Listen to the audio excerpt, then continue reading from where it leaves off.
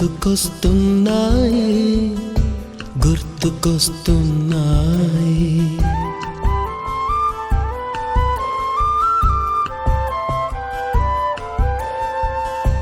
ఎదలోతులో ఏ మూలనో నిదురించు జ్ఞాపకాలు నిద్రలేస్తున్నాయి గుర్తుకొస్తున్నాయి గుర్తుకొస్తున్నాయి.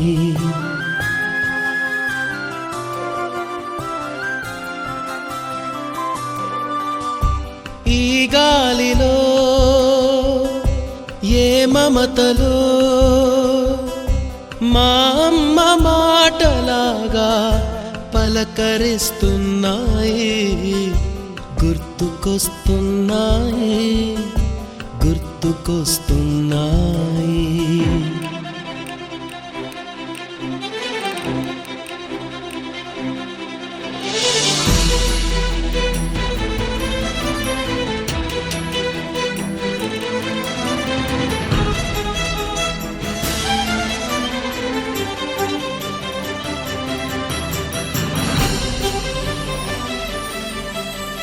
మొదట చూసిన టూరింగ్ సినిమా, మొదట మొక్కిన దేవుని ప్రతిమ, రేగు పళ్ళకై పట్టిన కుస్తీ, రాగి చెంబుతో చేసిన ఇస్త్రీ, కోతి కొమ్మలో బెణికిన కాలు, మేక పొదుగులో తాగిన పాలు, దొంగ చాటుగా కాల్చిన బీడి, సుబ్బుగాడిపై చెప్పిన చాడి, మోట బావిలో మిత్రుని మరణం, ఏకధాటిగా ఏడ్చిన తరుణం గుర్తుకొస్తున్నాయి గుర్తుకొస్తున్నాయి.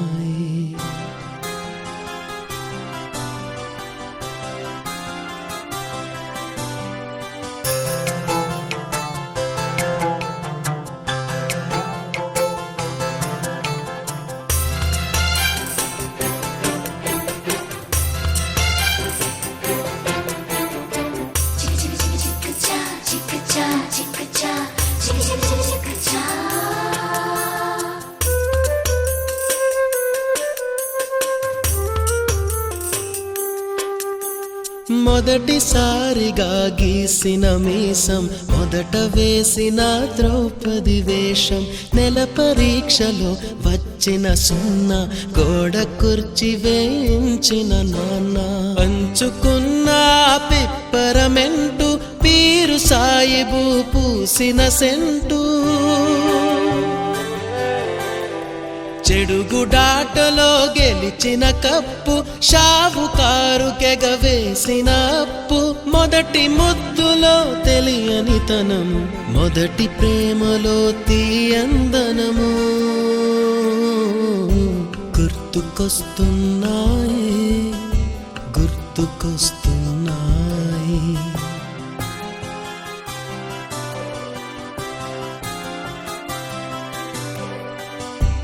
ఎదలోతులో ఏ మూలనో నిదురించు జ్ఞాపకాలు నిద్రలేస్తున్నాయి గుర్తుకొస్తున్నాయి గుర్తుకొస్తున్నాయి.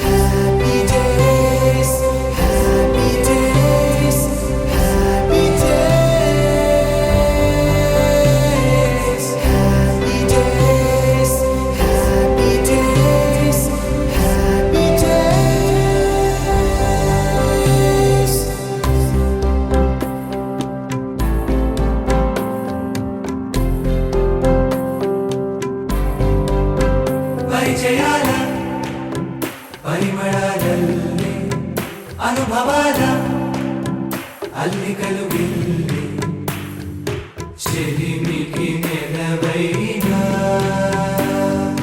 చదువుల కొలువైనా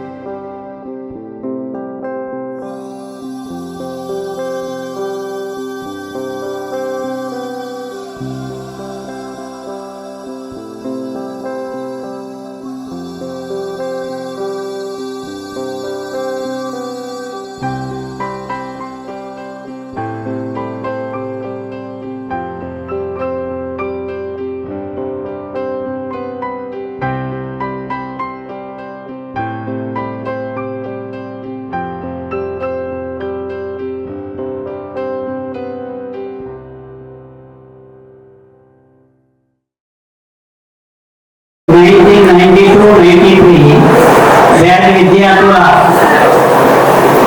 పూర్వ విద్యార్థుల ఆత్మీయ అభిమాన సమ్మేళనానికి వచ్చిన పూర్వ విద్యార్థులు, నేటి మిత్రులు, యువతీ యువకులు, దేశ నిర్మాతలు, సమాజ నిర్మాతలు అందరికీ కూడా శుభాశీస్సులు.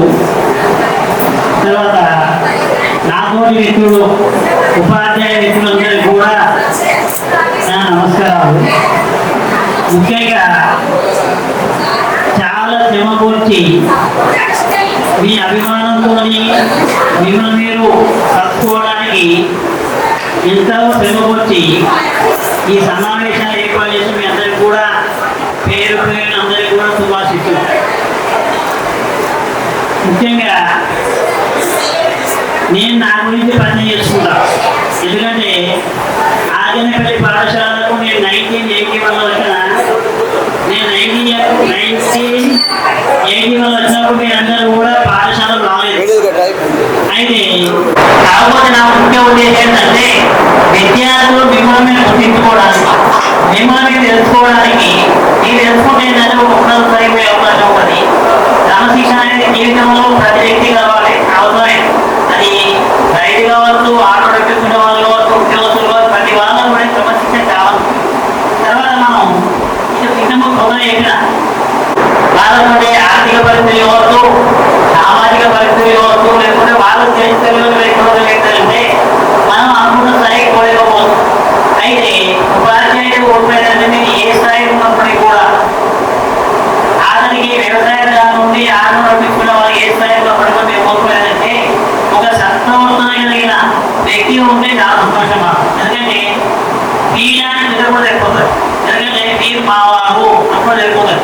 అందువల్ల ఏ స్థాయిలో అప్పుడు ఏంటంటే ఏ స్థాయిలో బ్రతకడానికి ఏదో ఒక చేస్తాము, అందరం కూడా సమానమే చేసినప్పుడు కూడా. అందువల్ల ఏంటంటే వాళ్ళు ఎక్కువ తక్కువ ఏమాత్రం కూడా లేదు.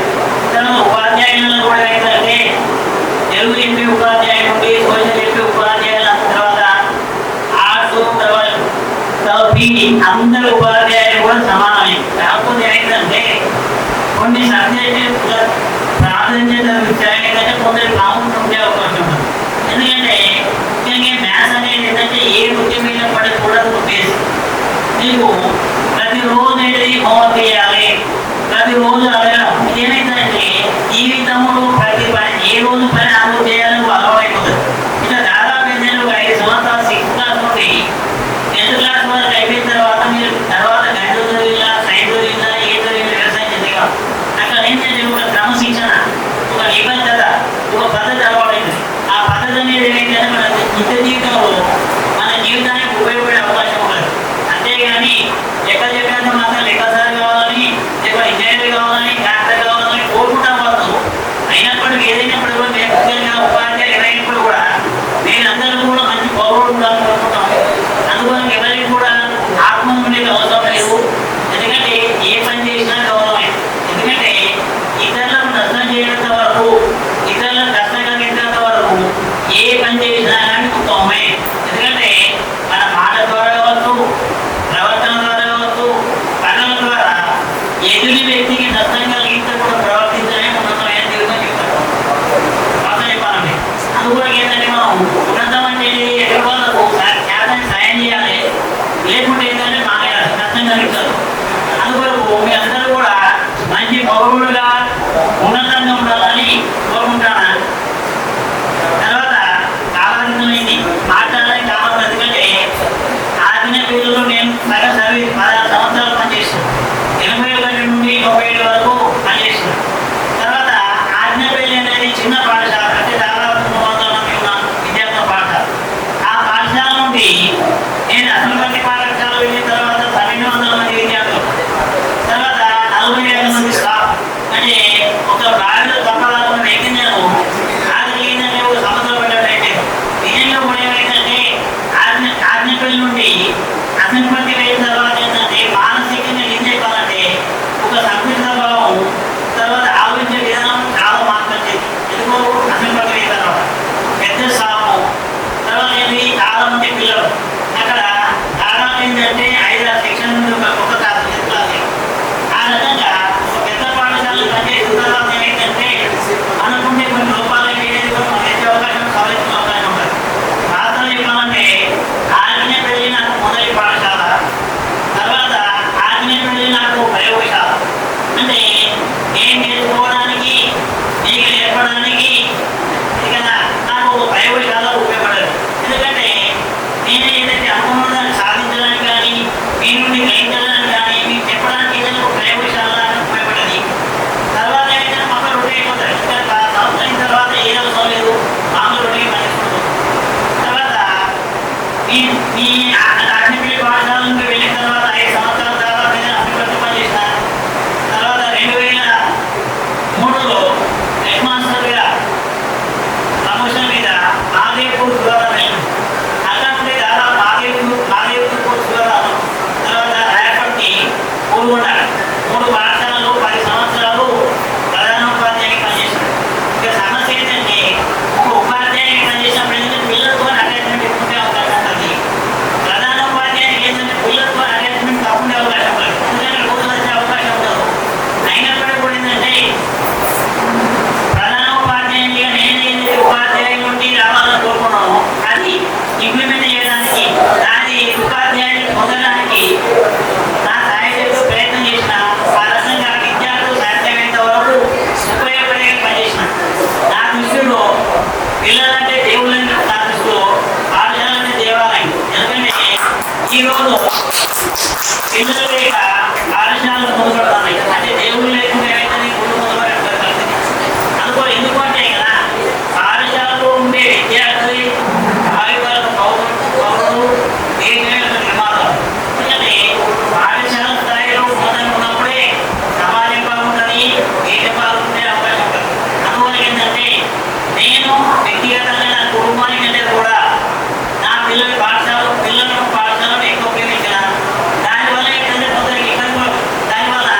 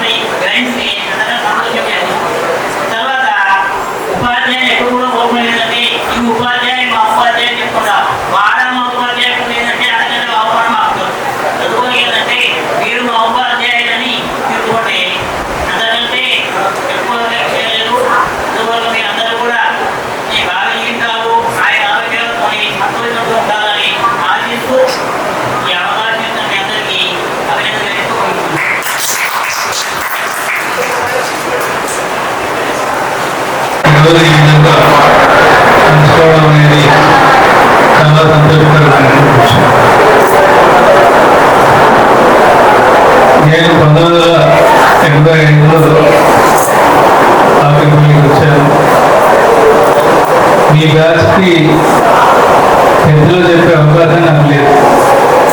92లోనే నేను ట్రాన్స్ఫర్ అయిపోయాను. 6th 9th వరకు మాత్రం చెప్పాను మీకు. అగ్రిపల్లి పాఠశాల అనేది నిజంగా ఆ రోజుల్లో సర్వతోముఖ వికాసానికి కళా సాంస్కృతిక రంగాలలో పేరుపెట్టిందిగా ఉండేది. ఈ ఉపాధ్యాయులతో అంతా కూడా ఒక టీంగా అందరూ కలిసి వెళ్దామన్న మా టీం లీడర్ రాయబోతు సార్.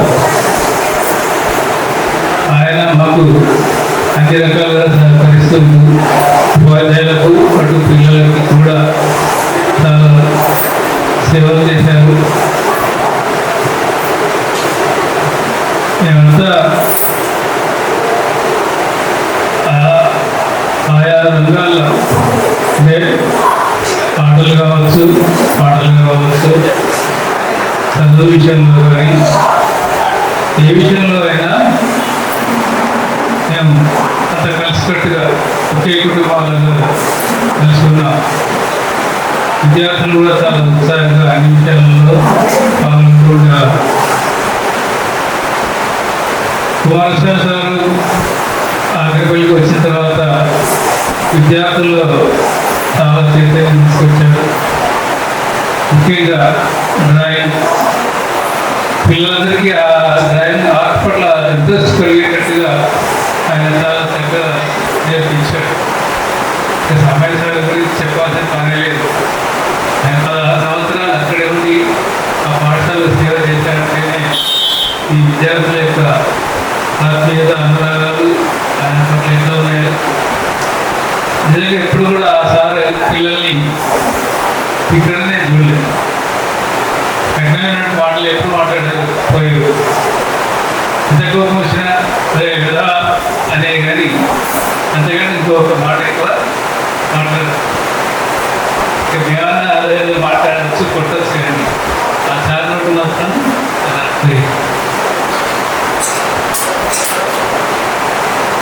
ఉపాధ్యాయులందరూ కూడా ముఖ్యంగా మహేందర్ రెడ్డి, ప్రైమరీ స్కూల్లో ఉన్న జగన్నారెడ్డి, మల్లారెడ్డి,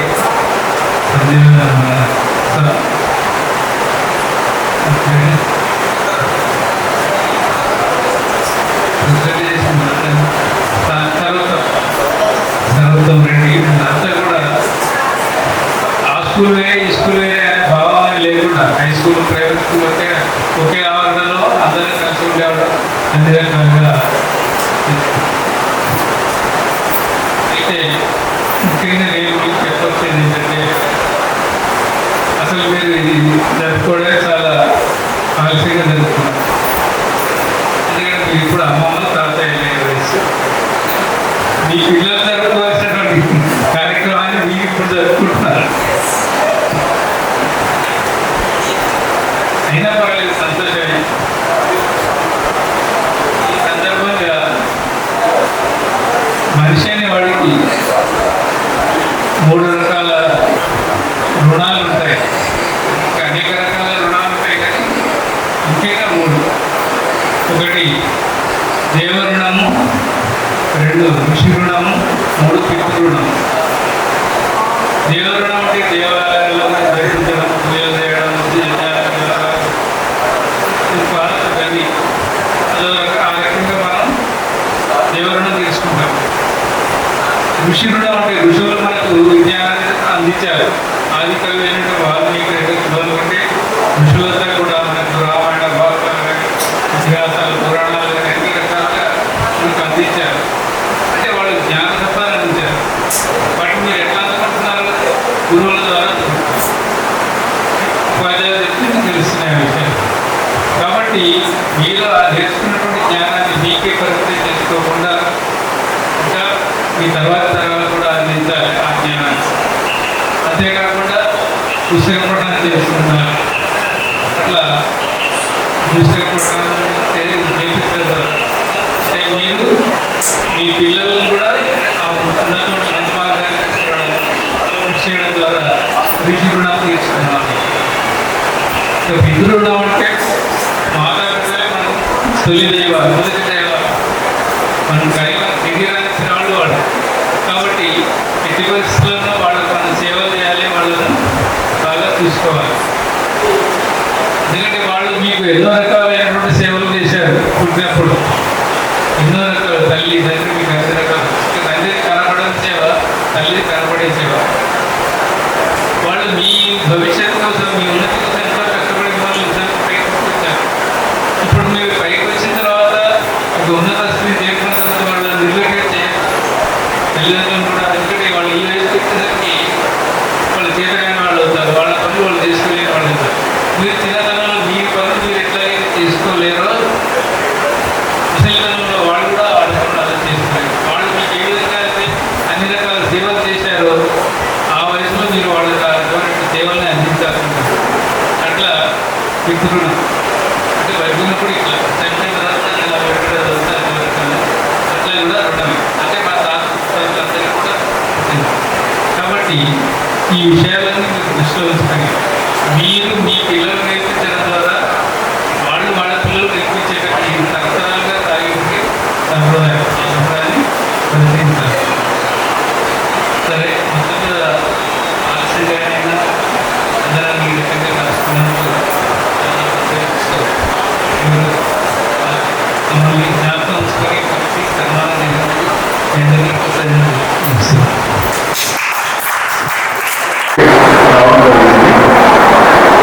మనం అవతలో తెలుగు చెప్పింది రాజమాత కూడా తెలుగు చెప్పినాం. అక్కడ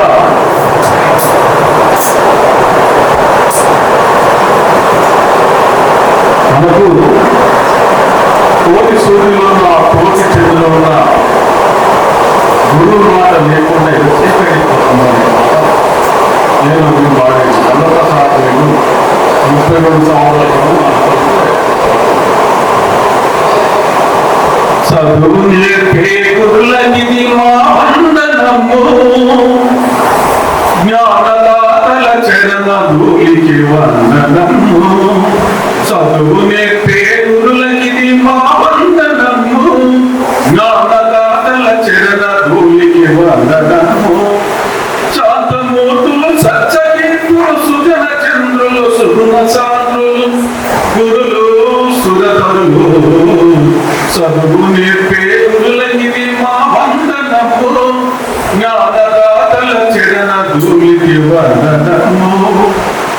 రామునకు విలువిద్య నేర్పెను మౌని విశ్వామిత్రుడు, కృష్ణునే చదివించే సాది పద్నాని పవిత్రుడు. ఎంత కనులకునైనా కానీ గురువులే ప్రత్యక్ష దేవులు, ఎంత కనులకునైనా కానీ గురువులే ప్రత్యక్ష దేవులు. చదువు నేర్పే గురులకిది మా వందనము, జ్ఞానదాతల చరణ ధూళికి వందనము. రాధకృష్ణుల రామకృష్ణులు విశ్వకవులు వివేకానందులు శంకరులు వేదవాసులు ఎందరెందరో జగద్గురువులు. చదువు నేర్పే గురులకిది మా వందనము, జ్ఞానదాతల చరణ ధూళికి వందనము. కోటి సూర్యులున్నా కోటి చంద్రులున్నా గురువు మాట లేకుండా ఎద చీకటి పోతుందా. కోటి సూర్యులున్నా కోటి చంద్రులున్నా గురువు మాట లేకుండా ఎద చీకటి పోతుందా. జ్ఞాన జ్యోతి వెలిగించి నన్ను ప్రగతికి నడిపించే గురువే బ్రహ్మ, గురువే విష్ణు, గురువే మహేశ్వరుడు. ఆ త్రిమూర్తి రూపానకిదే వందనము, ఆ దయంత రంగునకిదే వందనము. చదువు నేర్పే గురులకిది మా వందనము, జ్ఞానదాతల చరణ ధూళికి వందనము. శాంతమూర్తులు సత్యకీర్తులు సుజన చంద్రులు సుగుణ సాంద్రులు గురులు సురతరులు. చదువు నేర్పే గురులకిది మా వందనము.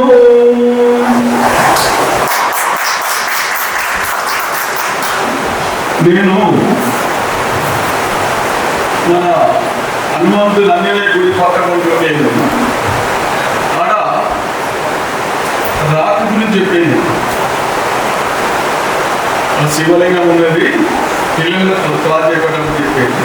ఎందుకంటే ఇప్పుడు రిటైర్మెంట్ అయినా మళ్ళీ చెప్పే అవకాశం చెప్పాడు.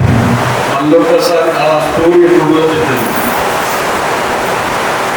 నేను ఆ గుడి పక్కబడి ఇల్లు ఉన్నాయి కాబట్టి ఆ గుడి పక్కబడి కూర్చున్నా. నేను మా క్లాస్ చెప్పేది కూర్చుంటే ఆ కడపగడను రాయి, శివలింగం అనే రాయి మీకు అంతా తెలిసి ఉంటుంది.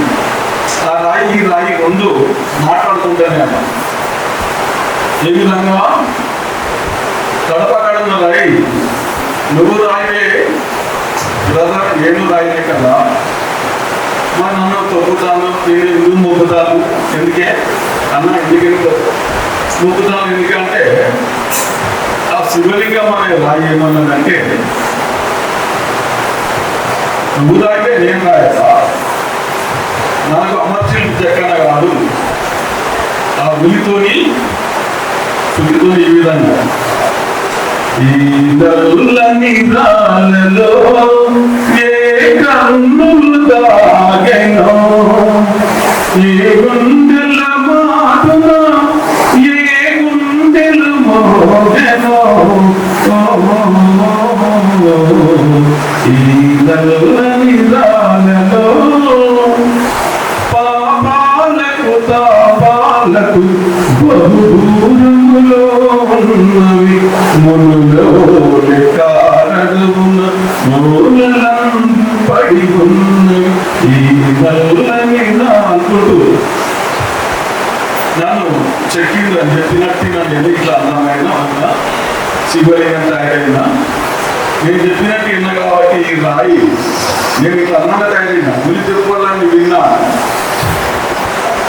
సమయ సార్ చెప్పిన మాటలు విన్నా, తిప్పినట్టు కొట్టినట్టు కోపాడు సార్ నాకు చెప్తే కూడా అందరూ భయపడి డబ్బు సమయ సార్ అంటే లెక్కలంటే కదా ఉంటాయి. అట్లా ఆ మాటలే తూటలు లాంటి, గులి లాంటి, దెబ్బలు లాంటి ఈ శివలింగం లెక్కనే తయారైనా. నన్ను మంచిగా చెప్పినట్టు కాబట్టి ఈ శివ దేవుని అనేది నువ్వు చెప్పినట్టు లేదా పెచ్చలేసి అంటే పెచ్చలేసి గురువుకే కలవాళ్ళ మీద పడతాను కాబట్టి బిడ్డ లాభం అని చెప్పి నడపగానే పెట్టిండ్రు. నడపగానే పెట్టింది కాబట్టి నేను ఎప్పుడు చెప్తాను, పొరగాలు కొడతాను, ఎప్పటికీ ఈ విధంగా జీవితంలో నువ్వు అట్లే ఉంటాను. కాబట్టి నేను ఈ పాట చెప్పింది అదైతే అయితే నా జీవితంలో నేను జరిగిన కొన్ని సంఘటనలు. మాది మామూలు గ్రామము, మాకు ఇద్దరు అక్కలు ఒక చెల్లి. మా అక్క రెండో అక్క మా పనులు నా దగ్గర ఇంకా ఉండేది.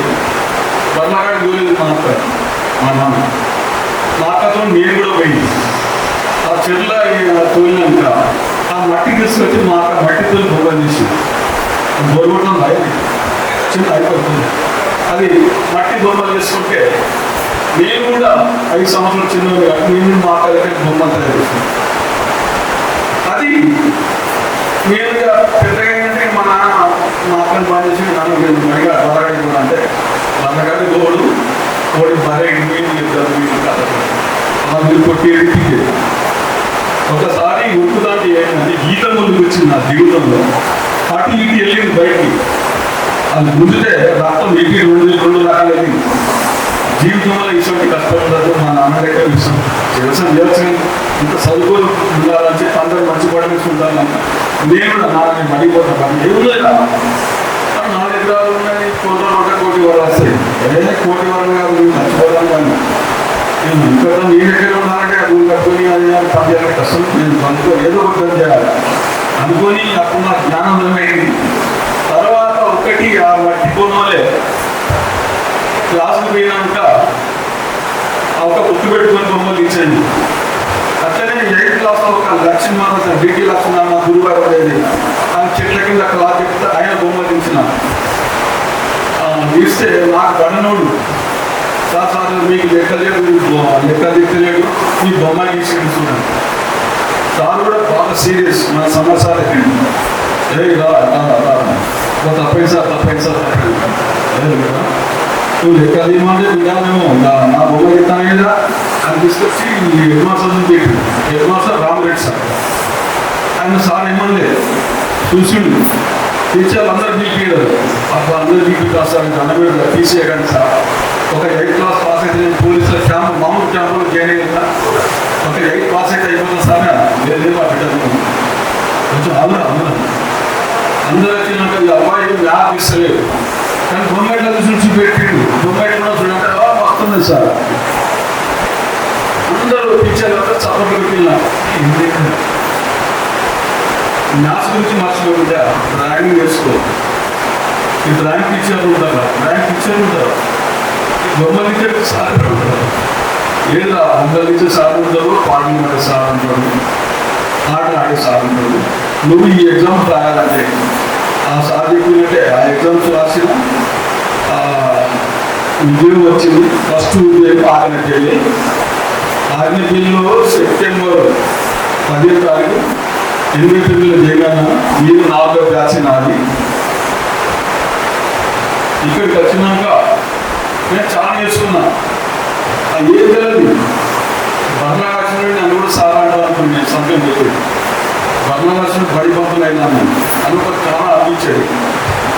ఆ విధంగా ఆ డ్రాయింగ్ వలన నేను చాలా గౌరవం వచ్చింది, చాలా బెస్ట్ అవార్డు వచ్చింది, విశ్వగురు అవార్డు వచ్చింది, కళా సంబరాట అవార్డు వచ్చింది, జ్యోతిరావు అవార్డు వచ్చింది, బెస్ట్ అవార్డు వచ్చింది, చాలా 20 అవార్డ్స్ దాకా వచ్చింది. ప్రపంచ రోజు అవార్డ్స్ అన్ని నాకు మా డిపార్ట్మెంట్ ఇయర్ బెస్ట్ అవార్డు ఇచ్చింది. కానీ మిగతా సంఘాలన్నీ మన చాలా అవార్డు ఇచ్చింది, చాలా సంతోషం. ఇదొకటి. అందుకటి ఈ ట్రైనింగ్లో నాకు క్రమశిక్షణ అనేది సమయ శాస్త్రం నాకు బాగా ఉంటుంది. కరెక్ట్ టైం రావాలి, కరెక్ట్ టైం చేసేస్తాను. ఒకసారి 12 గంటలకు నేను లాస్ట్ బస్సు దిగిన, అది భూజులో దిగినాక సండే రోజు దిగిన, ఆ శిల్కలు పోయినాక ఏం తెలుస్తలేదు అంశాలు భూజులో ఉంది కదా, దారిలో అగ్గిపెట్ట కొనుక్కున్నా, ఇట్లా గీత కలిసి దారి కనపడుతుంది. అది మనం చిన్న సిగరెట్ అయిపోయింది, మబ్బు వచ్చింది, బాగా మబ్బున్నది. మబ్బులు ఏ కనపడతలేదు, సముద్రం అనిపించింది. తిరిగి 2-3 గంటల దాకా చాలా తిరిగింది. ఏ పాములు వచ్చిందో, ఏ తేళ్ళు వచ్చిందో ఏం తెలియదు. ఎట్లా ఇట్లా కింద పడుకొని చూస్తే గుట్ట కనపడదు. మనం కంచారు గుట్టగడ పోవాలంట గట్టా మూడులని ఆడిపోయి అక్కడి నుంచి ఉరుకుంటే ఉరికినాయిగా. ఉరుకుతా అంటే పాములు ఏమైనా నాకు కాకుండా పోయింది. అలాంటి సంఘటన తర్వాత నేను ఇట్లా చేయదు, చీకటి వరకు చేయదు. అనుకొని 9 సంవత్సరాలు మీ స్కూల్లో నా అగ్నిపల్లి స్కూల్లో పనిచేసిన. అగ్నిపల్లి స్కూల్ అంటే నాకు చాలా అభిమానం. చాలా మంది కూడా నా సొంతంగా ఎగ్జామ్ రాపించిన. దురదృష్టం ఏంటంటే చాలా మందికి మనం ఇక్కడికి పోస్టులు పరిచయాలు ఉద్యోగాలు ఇక్కడ రాలేదు. కానీ అక్కడ అందుబాటులో వేరే స్కూల్ అంటే వాళ్ళందరికీ గురుకుల టీచర్స్ అయింది. మళ్ళీ ఏమైందంటే ఒక తల్లి స్కూల్కి పోయి తన గుడ్లు పట్టుకుని వండుతుంటారు కలగానే కాలం. చిన్నారి చిట్టి తండ్రి మావాడు పన్నులు వచ్చి తండ్రి సత్యకి దిగడు అమ్మా మావాడు సత్యని వాడే అమ్మా.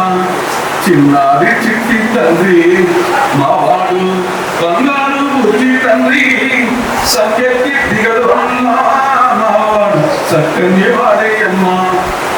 కాలక్కదే యవ్వులో మావాడు కండక్కదే యవ్వులో కాలక్కదే యవ్వును మావాడు కండక్కదే యవ్వును బారిష్టదే యవ్వును మావాడు పంటుకుయే యవ్వును. చిన్నారి చిట్టి తండ్రి మావాడు బంగారు బుజ్జి తండ్రి సత్యకి దిగడు అమ్మా మావాడు చక్కని వాడే అమ్మా. రాకెట్లనే ఎక్కును మావాడు జాకెట్లనే కొట్టును రాకెట్లనే ఎక్కును మావాడు జాకెట్లనే కొట్టును పైలేకు ఏవునో మావాడు పాకెట్లనే కొట్టునో చిన్నది చిట్టి తండ్రి మావాడు బంగారు బుద్ధి తండ్రి సంఖ్యకి దిగదు అమ్మా మావాడు చక్కని వారేయమ్మా రాజాలనే ఏలునో మావాడు రాజాలనే దోసునో రాజాలనే ఏలునో మావాడు రాజాలనే దోసునో పాఠాలనే చెప్పునో మావాడు పాపాలనే దోచునో చిన్నారి చిట్టి తండ్రి మావాడు బంగారు బుద్ధి తండ్రి సంఖ్యకి దిగడమ్మా నావాడు చక్కని వారేయమ్మా మా ఊరి పంతులయ్యా మా వాడు మీ బడికి వస్తుందయ్యా మా ఊరి పంతులయ్యా మా వాడు మీ బడికి వస్తుందయ్యా మా వారి మంచి పొరగా చేసి తీసుకుమయ్యా చిన్నారి చిట్టి తండ్రి మా వాడు బంగారు బుద్ధి తండ్రి సంఖ్యకి దిగడు అమ్మా మావాడు చక్కని వాడే అమ్మా మావాడు చక్కని వాడే అమ్మా. ఈ విధంగా ఇప్పుడు శాంతనగా గంటలు కొద్ది చెప్పాలంటాను. అయితే ఇక్కడ మనకు మీ కాచిల్లే భారత మాతను మన కేతమ్మను భారత మాత తయారు చేసిన వాళ్ళ నాన్న స్కూటర్ మీద తీసుకొచ్చి భారత మాత అక్కడ స్టార్ట్ అయింది. నాకు రిటైర్మెంట్ అయ్యే వరకు 15 అగస్టు భారత మాత, 9 జనవరి భారత మాత నచ్చుకున్న అన్నమైన అల్లాలను పెట్టి ఎప్పటికీ దిగిపోయేంత వరకు నేను చేయడం జరిగింది. అంటే ఇక్కడైనా మొదలైనా మీ 9 స్టార్ట్ అయిన భారత మాత నేను దిగిపోయేంత వరకు లాస్ట్కు పుణ్యభూమి నాగేశం పాట కూడా ఆయన పెట్టి లేదు, యాక్టింగ్ చేయడం జరిగింది. నా పెట్టిన మీకు ఒక అవకాశం పెట్టి ఆ పాటకు నేను యాక్టింగ్ చేద్దామనుకున్నాను. చేద్దామా? పుణ్యభూమి నాగేశం యాక్టింగ్ చేద్దామా? చేయాలా? యాక్టింగ్ చేయాలా? కీర్తన రాను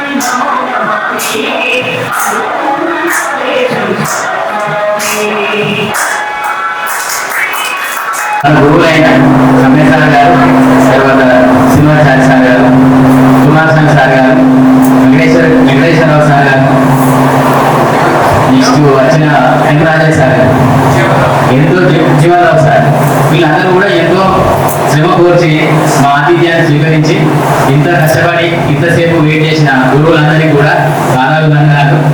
తర్వాత సార్లకు కూడా ఇంతసేపు ఉన్నందుకు మరొకసారి ధన్యవాదాలు, కృతజ్ఞతలు తెలియజేస్తున్నాం సార్. ఈ కార్యక్రమం దిగ్విజయంగా జరపడానికి కమిటీ లేకుండా ఎక్కువ కష్టపడ్డ ఏకైక వ్యక్తి శ్రీనివాస్ గౌడ్, గౌడ శ్రీనివాస్ గారికి తర్వాత ఆయనతో ఉన్న మిత్రుల బృందానికి అందరికీ కూడా ప్రత్యేకమైన ధన్యవాదాలు.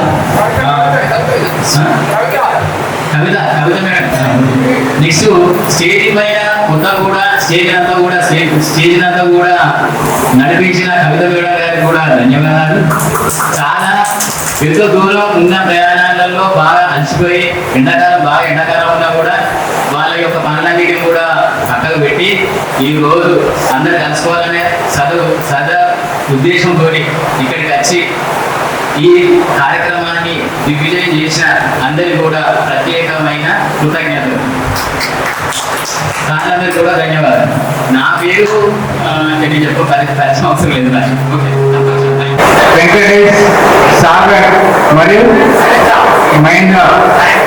నరేంద్ర గారు, నాగరాజ్ వీళ్ళందరినీ స్టేజ్ పైకి రావాల్సిందిగా కోరుతున్నాను.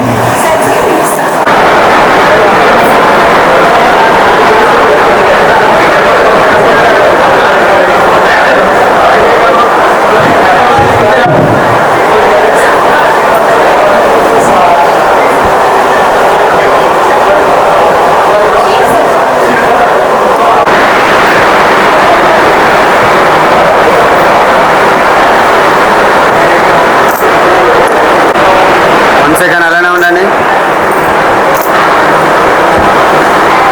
ఓకే,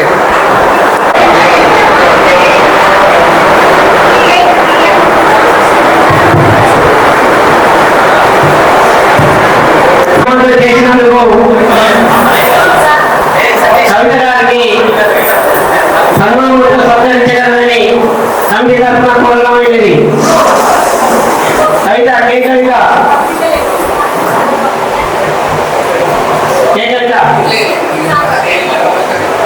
ఈరోజు అదేవిధంగా ఇంత విజయవంతం చేసినటువంటి శ్రీనివాస్ గౌడ్ గారిని కూడా కమిటీ తరఫున శాఖతో సత్కరించగలరని కోరుతున్నాను. సన్మాన కార్యక్రమం జరిపించడం జరుగుతుంది.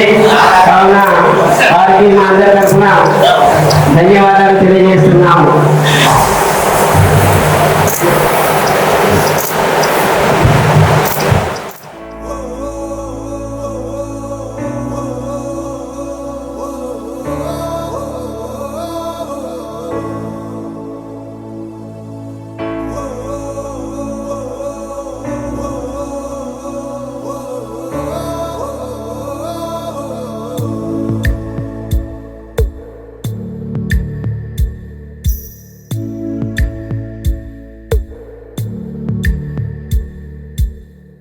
పాదమెటుపోతున్నా పయనమెందాకైనా అడుగు తడబడుతున్నా తోడురానా, చిన్ని ఎడబాటైనా కంట తడి పెడుతున్నా గుండె ప్రతిలయలోన నేను లేనా, ఒంటరైనా ఓటమైనా వెంట నడిచే నీడవేనా.